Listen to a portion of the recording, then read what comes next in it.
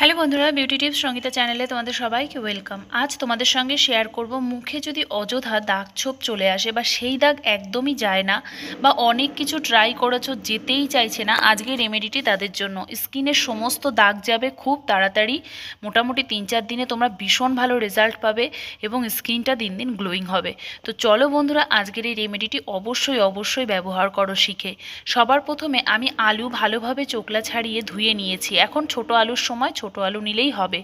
তো দেখো, আমি ছোট আলু নিয়ে নিয়েছি, আলুটা গ্রেট করে রস করে নেব। আলুর মধ্যে বন্ধুরা এমন উপাদান থাকে যেটা কিন্তু আমাদের ত্বকের যে কোনো দাগ, সেটা ব্রণের দাগ হতে পারে বা সূর্যের তাপের প্রভাবে কালো দাগ স্পট পড়ে যেতে পারে বা মেচে দাগ হতে পারে, সমস্ত কিছুই কিন্তু তাড়াতাড়ি রিকভার করতে সাহায্য করে। এর মধ্যে আমি হাফ চামচ গোলাপ জল দিয়ে দেবো। গোলাপ জল কিন্তু আমাদের ত্বকটায় যেমন নরম রাখে এবং একটা ফ্রেশ ভাব দেয়, তেমন কিন্তু গ্লোয়িংও করে, তাই গোলাপ জল দিচ্ছি।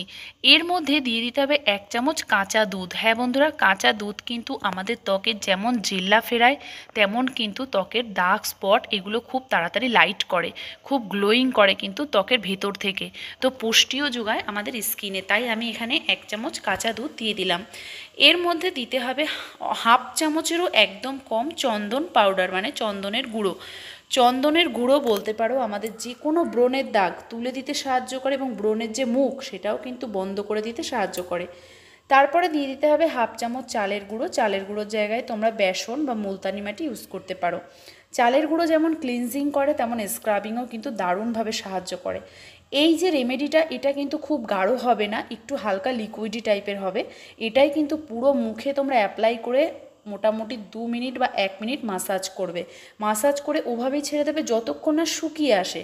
পুরোপুরি শুকিয়ে গেলে তারপরেই কিন্তু ধোবে। তো রেমেডিটা অবশ্যই ট্রাই করো বন্ধুরা, যারা দাগ স্পটের সমস্যায় আছো। দাগ স্পট উঠে চেহারা কিন্তু ফর্সা হবে। তো টাটা।